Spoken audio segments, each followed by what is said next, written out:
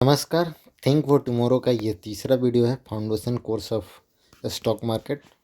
तो आपको पता ही होगा कि मैं एक पूरी कोर्स बना रहा हूँ, पूरी एक वीडियो बना रहा हूँ, सीरीज ऑफ वीडियो, जिसमें हम 0 से लेकर 1 तक और 1 से लेकर 100 तक लेकर जाने वाले हैं आपको स्टॉक मार्केट में। तो ये तीसरा वीडियो है।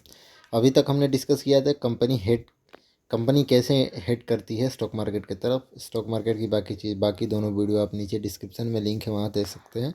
तो आइए तीसरा वीडियो चालू करते हैं। तो आज हम देखेंगे कि beginning of A company into stock market. Stock market तो तभी चलेगा ना जो वहाँ कंपनी आएगी, जब हम उनके शेयर खरीदेंगे। तो कंपनी की शुरुआत कैसे होती है आज का ये हम देखेंगे। ओरिजिन ऑफ ए कंपनी, पहले क्या होता है, एक आइडिया आता है। किसी भी दो दोस्त हैं, उनके दिमाग में एक आइडिया आता है, उस आइडिया को स्टार्टअप बोलते हैं, उसे स्टार्टअप में कन्वर्ट करते हैं, पार्टनरशिप बनाते हैं, फिर प्राइवेट लिमिटेड और कंपनी बना लेते हैं। ये हो गया आपका स्टॉक मार्केट की कहानी। नहीं है ये, स्टॉक मार्केट की पहली कहानी है। ठीक है, कोई भी कंपनी एक छोटी आइडिया से शुरू होता है, आइडिया को स्टार्टअप में बदलते हैं, फिर उसमें पार्टनरशिप बनता है, फिर प्राइवेट लिमिटेड बनती है, फिर उसको हम रजिस्ट्रेशन कर देते हैं, उद्यम रजिस्ट्रेशन से, या और भी 2-3 जगह सोपेक्स, जो भी जहाँ पे होता है वहाँ पे हम रजिस्ट्रेशन करते हैं कंपनी के। फिर सीड फंडिंग होता है। अब जैसे आइडिया तो है बहुत अच्छा है, लेकिन चलाने के लिए, प्रोडक्ट बनाने के लिए पैसा चाहिए ना, उसके लिए जो पहला फंडिंग उठाते हैं उसे हम सीड फंड बोलते हैं। वो एक्चुअली अपने रिलेटिव, आसपास के लोग, फ्रेंड से ही उठाते हैं। उसके बाद सीड फंड के बाद एंजल इन्वेस्टर आते हैं। सीड फंड उठा लिया, कंपनी चलने लगी, अब वहाँ पे थोड़े फंड की और ज़रूरत पड़ती है। मान लो अभी तक हमारा प्रोडक्ट था जो 10 लाख रुपए में बन रहा था, अभी हमें ज़्यादा पैसे चाहिए, ज़्यादा प्रोडक्ट का डिमांड है, तो हमें एंजल इन्वेस्टर मिलते हैं। फिर वो पैसे डालते हैं, उसके बदले उन्हें हम इक्विटी देते हैं। उसके बाद फिर वीसी आते हैं, वेंचर कैपिटलिस्ट। ये फिर बड़े लोग आते हैं। वेंचर कैपिटलिस्ट क्या होते हैं कि अभी 10 लाख से काम चल रहा था, नहीं अब आपको 1 करोड़ चाहिए, फिर आप बड़े इन्वेस्टर के पास जाते हैं, जिसे हम वीसी बोलते हैं। तो यहाँ तक आप समझ गए कंपनी की ये सब सारी कहानियाँ स्टॉक मार्केट से पहले की है। उसके बाद क्या होता है, वीसी से अपने पैसा उठा लिया, फिर ये लोग और पैसे की ज़रूरत पड़ती है, ये लोग सेल्स अपना पिच करते हैं इधर उधर, किसी इन्वेस्टर को, किसी और वीसी के पास। फिर ये बी सीरीज़ का फंड रेंज करते, ये लोग ए बी सी ऐसे अपना सीरीज रखते हैं फंड रेजिंग का। ये उसमें कोई डिफरेंस नहीं है वीसी में, बस पहले थोड़ा कम करते हैं, उसके बाद ज़्यादा उठाते हैं, और हर बार अपना इक्विटी डाइल्यूट करते जाते हैं। ठीक है, उसके बाद फिर क्या होता है, जब ये हो गया तो फिर उनको डेब्ट चाहिए होता है, तो फिर बैंकर्स की एंट्री होती है, और फिर लास्ट स्टेज में वो आईपीओ के लिए आते हैं। ठीक है, आईपीओ क्या होता है अभी आगे देखेंगे। इनिशियल पब्लिक ऑफरिंग, अभी तक कोई भी कंपनी को चलाने के लिए फंड चाहिए, तो अभी तक उनका काम चल रहा था angel investor, seed fund, friends, relative, bank loan, ये वो से काम चल रहा था। अब उनको चाहिए ज़्यादा अमाउंट, और उन्हें कर्जा लेना नहीं है, तो इसके लिए वो आते हैं स्टॉक मार्केट में अपना आईपीओ लेकर। ठीक है, तो आईपीओ लेकर आते हैं, यहाँ भी उनका मकसद रहता है फंड को रेज करना है अगले कैपेक्स, अगले रिक्वायरमेंट मीट करने के लिए। और ये क्या होता है, ये बहुत बड़ा इवेंट होता है किसी भी कंपनी के हिस्ट्री में, क्योंकि इसके बाद से वो कंपनी पब्लिक होने जा रही है, यहाँ पे लोगों का फिर नज़र होता है। अभी तक प्राइवेट कंपनी होती है, किसी को कोई मतलब नहीं है आप क्या बैलेंस शीट कर रहे हो, क्या कर रहे हो। तो यहाँ पर रियल वैल्यूएशन तय होता है।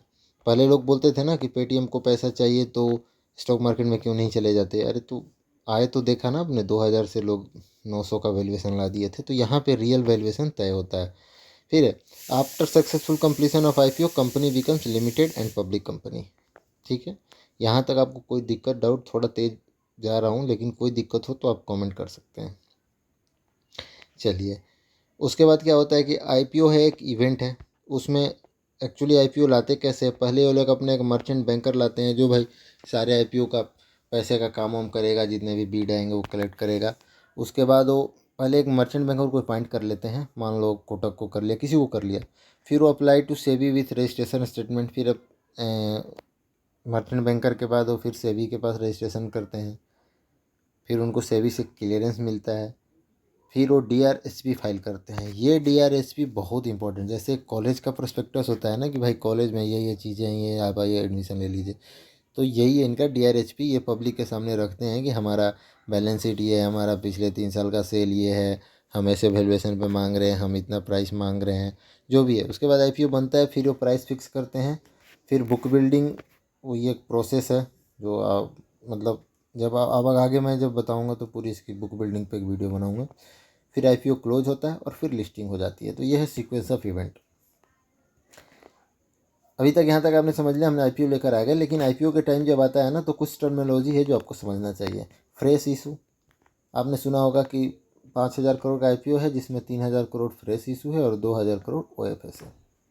ठीक है, तो फ्रेश इशू होता है कि मतलब अभी किसी को निकलना नहीं है, जो पुराने इन्वेस्टर हैं वो उसमें से पैसे लेके भाग नहीं रहे हैं, और OFS होता है ऑफर फॉर सेल, इसमें पुराने इन्वेस्टर बेच के भाग रहे हैं।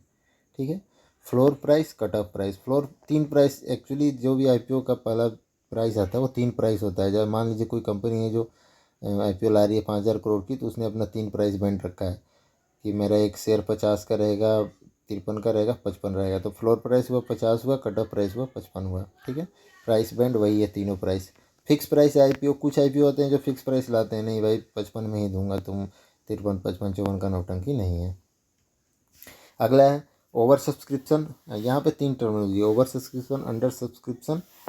जब IPO मांगा है 100 करोड़ के लिए, लेकिन उसको एप्लीकेशन गया है 5,000 करोड़ के लिए, तो 1,000 करोड़ का मांगा है 5,000 करोड़ के लिए, एप्लीकेशन गया है मतलब 5 टाइम ज़्यादा एप्लीकेशन गया है। HNI कैटेगरीज होता है जो 2 लाख से ज़्यादा इन्वेस्ट करते हैं IPO में लगाते हैं, और रिटेल कोटा है जिसमें आप 2 लाख से कम तक।